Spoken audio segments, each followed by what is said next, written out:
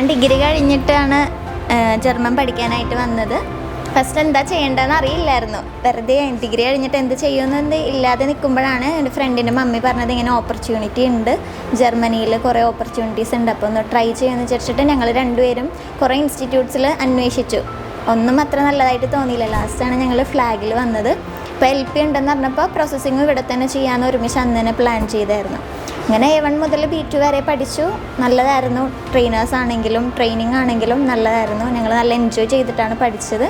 പിന്നെ അത് കഴിഞ്ഞു പെട്ടെന്ന് ഞാൻ ഫസ്റ്റ് സാർ എന്നെ വിളിച്ചിട്ടുണ്ടായിരുന്നു പ്രോസസ്സിങ്ങിൻ്റെ കാര്യം പറഞ്ഞ്. ഞാൻ വേണ്ടാന്ന് പറഞ്ഞതാണ്. എന്നിട്ട് പിന്നെ ലാസ്റ്റ് മൊമെൻറ്റിൽ സാർ പറഞ്ഞ് വീട്ടിൽ സംസാരിച്ചിട്ടാണ് ഞാൻ പെട്ടെന്ന് പറഞ്ഞപ്പോൾ തന്നെ പെട്ടെന്ന് എല്ലാം ശരിയായി.